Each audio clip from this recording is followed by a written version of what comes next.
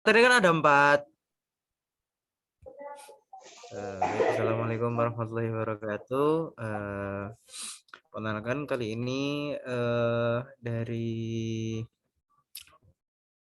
mungkin bisa ke slide yang pertama dulu, Mbak Kiki.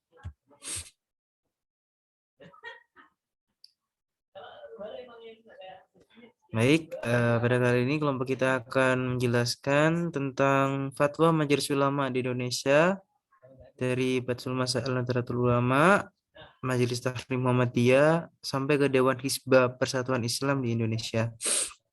Eh, yang pertama mungkin akan dijelaskan dari saya sendiri. Lanjut. Baik. Di Indonesia sebagai negara majemuk tentunya terdapat keberagaman di dalamnya. Maka barang sudah barang tentu permasalahannya baru terus mengemuka yang hukumnya tidak terdapat dalam Al-Qur'an ataupun hadis. Untuk menjawab problematika yang muncul di Indonesia, ulama-ulama Indonesia kemudian mendirikan sebuah badan organisasi yang saat itu dikenal dengan nama Majelis Nahdlatul Ulama MUI atau Majelis Nahdlatul Ulama MUI. Nah, Majelis Nahdlatul Ulama MUI ini mengeluarkan fatwa yang mana fatwa adalah jawaban resmi terhadap pertanyaan dan persoalan yang menyangkut masalah hukum. Dan fatwa juga berasal dari kata bahasa Arab yang berarti afidah. Fatwa secara garis sederhana berarti pemberian keputusan. Fatwa bukanlah sebuah keputusan hukum yang dibuat dengan gampang atau yang disebut dengan pembuat hukum dasar sebagai sebuah lembaga. Fatwa juga terdiri dari beberapa ulama yang tentunya dalam mengeluarkan dan menerapkan fatwa membutuhkan metode ijtihad yang disebabkan oleh para kumpulan ulama tersebut. Adapun pembagian fatwa Majelis Indonesia terbagi menjadi 4. Yang pertama, fatwa Majelis Ulama Indonesia. Next. Mungkin bisa next lagi. Nah, peran fatwa Majelis Ulama Indonesia dalam ilmu fikih. Nah, pada Kamus Bahasa Indonesia, kata fatwa diartikan sebagai keputusan jawaban atau pendapat seorang mufti dalam menjawab sebuah permasalahan. Nah, namun terdapat makna lain dari kata fatwa, yaitu sebuah petuah, nasihat orang alim atau orang dengan pikiran yang baik. Dan dalam bahasa Arab, kata fatwa adalah bayanah yang artinya menjelaskan. Dan dari bentuk lain, fatwa adalah fatwa yang merujuk pada kata tabyin al-mushkil min al-akam. Nah, al-mushkil min al-akam ini adalah penjelasan yang sulit mengenai hukum. Asal dari kata fatwa ialah al-kata yang berarti remaja yang mencerminkan anak muda yang memiliki kekuatan mengatasi hal yang sulit. Di samping itu masih terdapat lapisan kata lain, yaitu al-tafati yang memberikan makna al-taksum yang merujuk kepada makna persengketaan.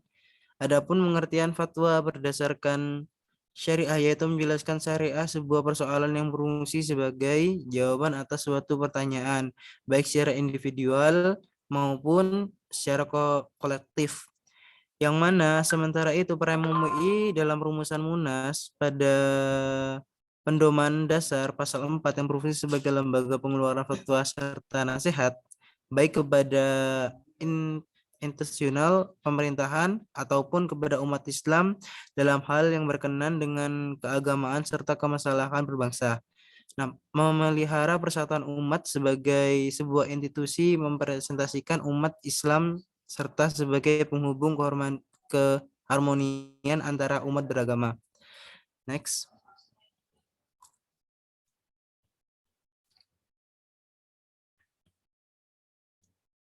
Berdasarkan dengan metode yang digunakan oleh Komisi Fatwa MUI dalam upaya menerapkan fatwa, berdasarkan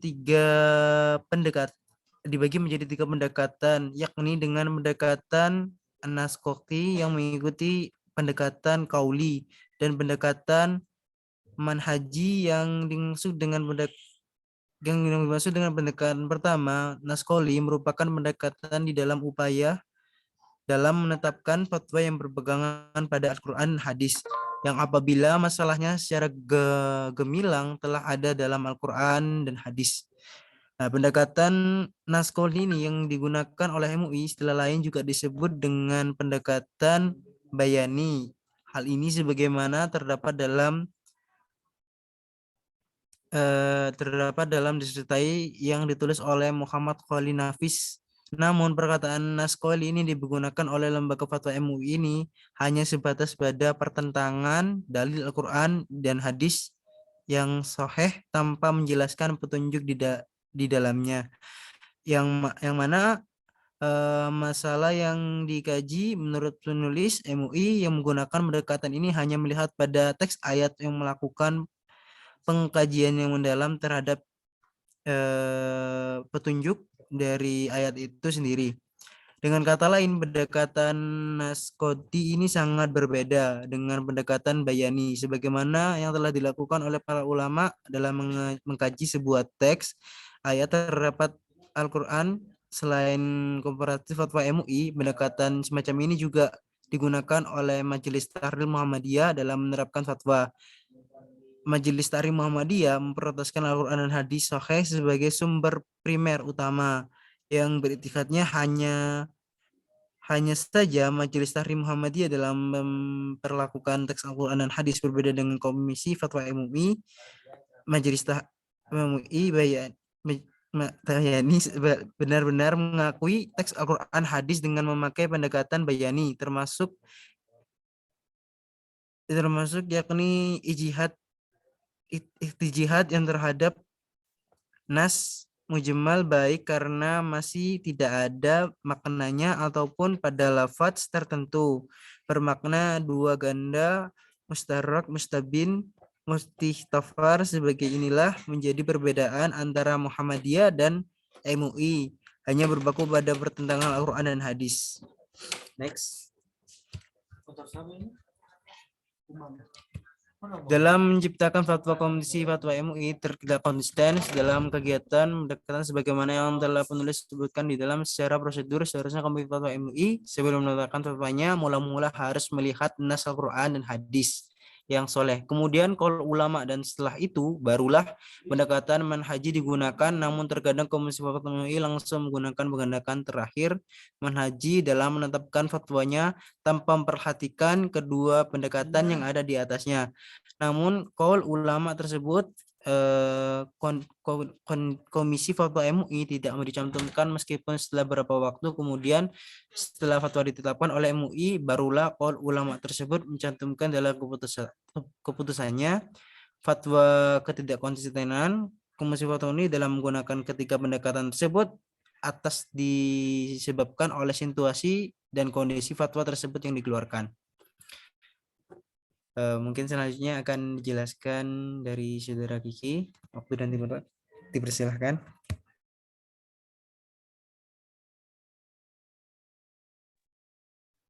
Baik, terima kasih atas waktunya.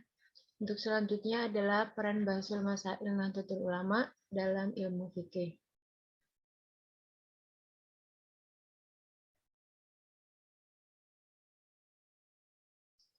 Peran Bahsul Masail dan Nahdlatul Ulama dalam ilmu fikih. Bahsul Masail adalah kelompok yang melestarikan tradisi klasik keilmuan atau kataatan, terutama mazhab dan taklid pada mazhab hukum. Semua masalah klasik modern ditanggapi dengan mengacu pendapat-pendapat tersebut. Masalah modern merupakan poin utama untuk perubahan, bahwa banyak masalah ijtihad atau dua pendapat keputusan yang merumuskan ulang metodologi tersebut. Sejalan dengan reformasi tersebut, ulama modernis NU juga memperkenalkan hal-hal yang berbeda tentang Bahsul Masail, antara batas nas yang sahih, ulama yang adil, para praktisi fatwa madhab, taklid maslahah NU di Jawa Timur pasca keputusan 1992. Di antara 3 badan dalam struktur Nahdlatul Ulama, yaitu Badan Syuriah atau Permusyawaratan, Tahfidziyah atau Eksekutif, dan Badan Mustasyar Penasehat, yang kurang berpengaruh adalah Badan Syuriah yang bertanggung jawab untuk melakukan. Bahasul Masail, Musyawarah Nasional Alim, pengurus besar Bahasul Masail diatur bila perlu dengan PBNU. Forum dengan cara yang sama. Bahasul Masail adalah kata benda yang berarti pemeriksaan, analisis, dan pembahasan yang berarti masalah, pertanyaan, dan kasus. Dengan mempertimbangkan praktik di pesantren dan diskusi informal di kalangan ulama tradisionalis. Bisa dibilang lebih tua dari Nahdlatul Ulama. Seperti yang ditunjukkan sebelumnya, forum dilakukan untuk mendiskusikan dan menyelesaikan pertanyaan.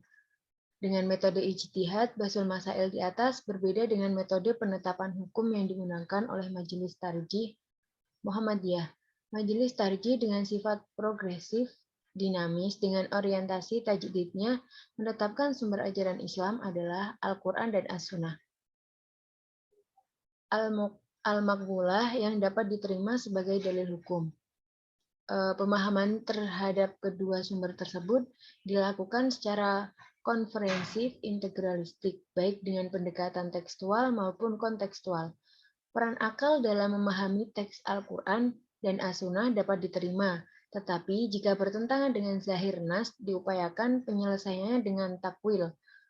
Al-Quran dan As-Sunnah atau wahyu adalah mutlak keberadaan dan kebenarannya, sedangkan hasil penalaran akal dan rasa adalah nisbi, walaupun akal dan rasa adalah nisbi, namun keberadaan manusia sesungguhnya ditentukan oleh pengembangan akal dan perasaannya. Wahyu merupakan dasar berpijak dan pengendali pengembangan akal dan rasa manusia.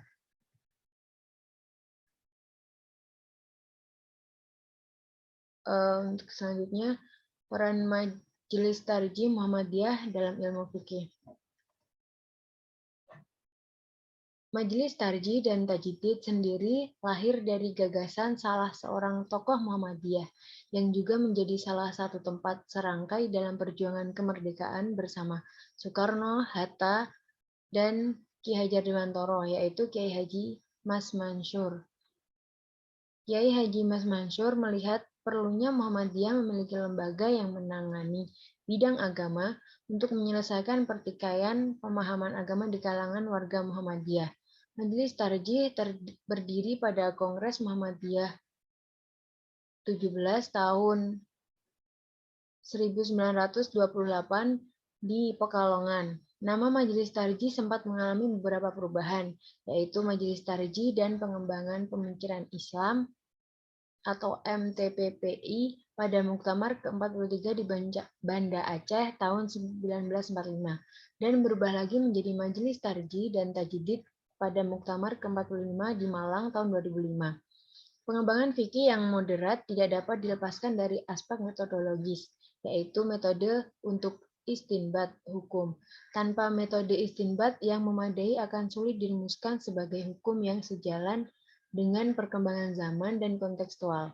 Dalam tubuh MTT, persoalan metodologis ini mendapatkan perhatian dan mengalami perkembangan sejalan dengan perkembangan tantangan umat.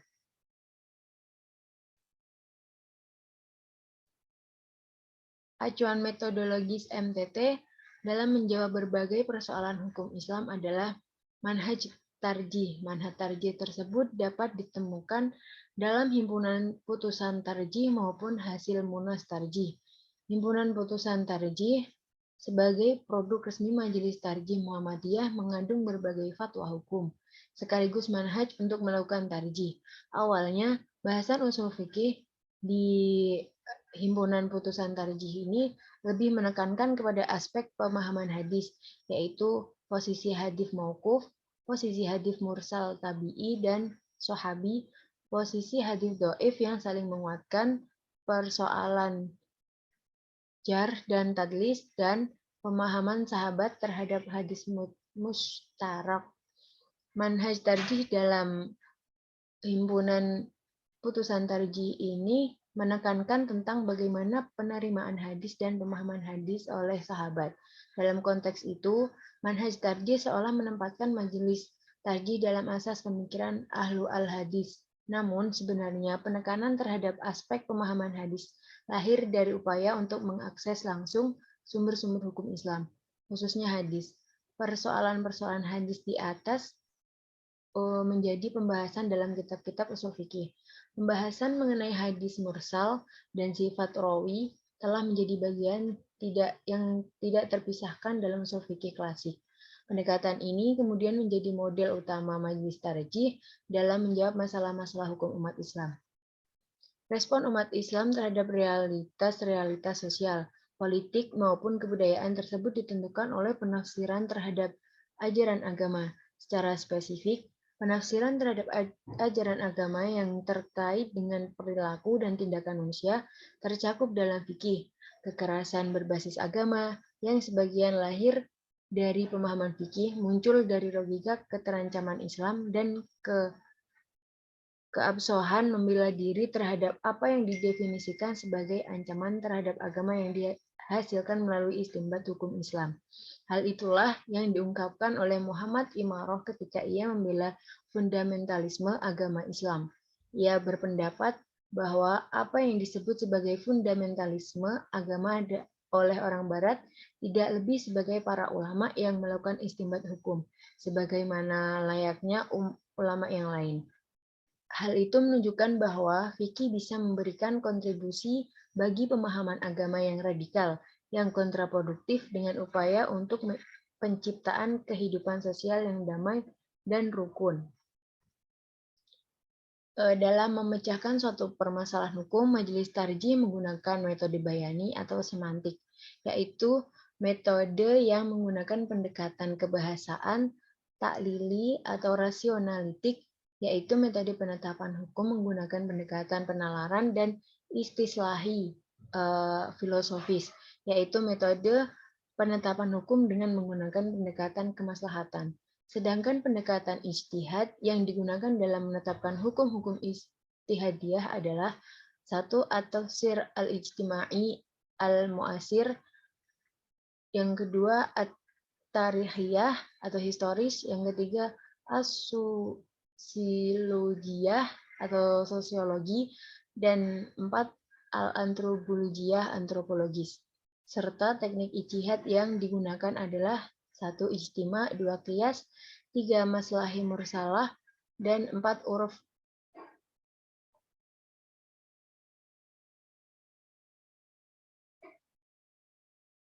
Baik, selanjutnya akan disampaikan oleh Salsabila.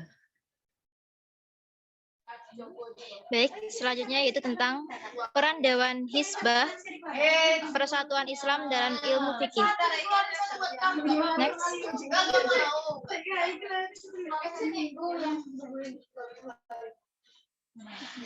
Peran Dewan Hizbah Persatuan Islam dalam ilmu fikih yaitu lahirnya persis diawali dengan terbentuknya suatu kelompok tadarusan atau penelaahan agama Islam di Kota Bandung yang dipimpin oleh Haji Zamzam dan Haji Muhammad Yunus, dan kesadaran akan kehidupan berjamaah, berimarah dalam penyebaran syiar Islam. Penumbuhan semangat kelompok tadarus ini untuk mendirikan sebuah organisasi baru dengan ciri dan karakteristik yang khas. Pada tanggal 12 September 1923, bertepatan dengan tanggal 1 Safar 1342 Hijriah, kelompok tadarus ini secara resmi mendirikan organisasi yang diberi nama Persatuan Islam atau Persis. Nama Persis ini diberikan dengan maksud untuk mengarahkan ruhul ijtihad dan jihad, berusaha dengan sekuat tenaga untuk mencapai harapan dan cita-cita yang sesuai dengan kehendak dan cita-cita organisasi, yaitu persatuan pemikiran Islam, persatuan rasa Islam, persatuan suara Islam, dan persatuan usaha Islam. Selanjutnya, Dewan Hizbah Persis. Sebelumnya bernama Majelis Ulama Persis. Majelis Ulama Persis secara resmi berdiri setelah melalui Muktamar Persis ke-6 di Bandung tanggal 15 sampai 18 Desember 1956. Mengenai peran dan fungsi dan kedudukan Majelis Ulama Persis dinyatakan dalam Qonun Asasi Persis tahun 1957 pada bab keempat pasal 1 dan 2. Pada perkembangan selanjutnya, perjuangan Persis terdiri dari 2 hadis, terutama yang menyangkut masalah akidah dan ibadah, serta menyeru umat Islam supaya berjuang atas dasar Al-Quran dan Sunnah. Kedua, berjuang keluar, yang secara aktif menentang dan melawan setiap aliran dan gerakan anti-Islam yang hendak merusak dan menghancurkan Islam di Indonesia. Karena itulah segala aktivitas dan perjuangan ditekankan pada usaha menyiarkan, menyebarkan, dan menegakkan paham Al-Quran dan Sunnah.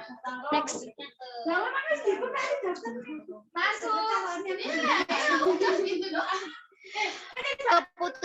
Keputusan Majelis Ulama pada masa ini tidak diterbitkan dalam bentuk surat keputusan, namun berupa risalah-risalah ringkas yang dimuat pada majalah Persatuan Islam, seperti Pembela Islam, Al-Lisan, dan sebagainya. Demikian juga dalam mengistibat hukum tidak mengatasnamakan organisasi Majelis Ulama Persatuan Islam, namun berupa hasil ijtihad masing-masing anggotanya. Di antaranya buku soal jawab Ahmad Hasan yang berjumlah 4 jilid dan buku lainnya. Keputusan Dewan Hizbah sebelum tahun 1983 tidak terlacak dokumentasinya. Namun Majelis Ulama pada tahun 1953 pernah memutuskan masalah di antaranya tentang definisi agama, harta warisan, keharaman memilih atau memasuki partai politik yang menentang dan bertentangan dengan Islam. Selanjutnya, Dewan Hizbah Persis jawaban dengan dalil-dalil yang menjadi landasannya. Bahkan juga bertanggung jawab dalam menjelaskan atau menegaskan pedoman atau turuk al-istibat yang digunakannya. Sehubungan dengan masalah ini, ketika menyikapinya, para anggota Dewan Hizbah Persis senantiasa mempersiapkannya. Dan selama persidangan berjalan, keputusan tidak akan ditetapkan selama anggota Dewan Hizbah Persis belum seluruhnya sepakat dengan keputusan yang akan diambil atau ditetapkannya. Dewan Hizbah Persis melakukan sidang 2 kali dalam 1 tahun atau sesuai dengan Qonun Asasi dan Qonun Dakhili. Pasal 50 ayat 1 dan 2 dijelaskan bahwa Dewan Hizbah Persis melaksanakan sidang sekurang-kurangnya setiap catur bulan. Dewan Hizbah Persis melaksanakan sidang sesuai dengan keputusan umat dan perkembangan sosial budaya. Jadi topik yang dibicarakan dalam sidang Dewan Hizbah itu ada yang karena permintaan jamaah, ada yang karena permintaan umat, dan ada juga yang karena merespon apa yang terjadi dalam masyarakat. Next. Kesimpulannya, dalam mengatasi problematika kehidupan yang tidak terbatas, agama Islam telah memberi legalitas terhadap umat muslim untuk melakukan ijtihad. Ijtihad merupakan sebuah usaha untuk menyelesaikan problematika kehidupan yang tidak tertera secara komprehensif dalam Al-Quran serta hadis. Dalam berijtihad, terdapat banyak sekali metode yang ditempuh oleh ulama. Namun, pada dasarnya memiliki tujuan yang sama, yaitu merealisasikan maqasid al-syariah sebagai lembaga fatwa, Majelis Tarjih, Lajnah Bathul Masail, dan Dewan Hizbah Persatuan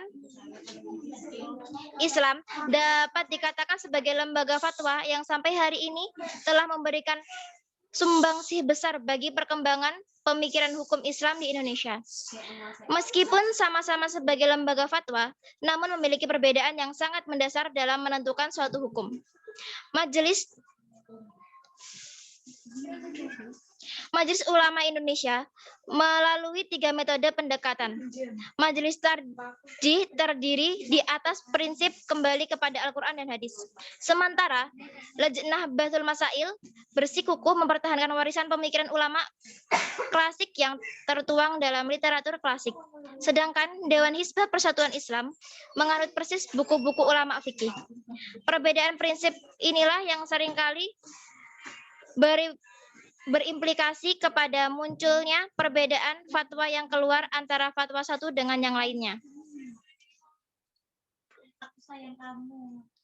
Next. Sekian dari kami, terima kasih. Jika ada salah, mohon maaf. Sekian dan terima kasih.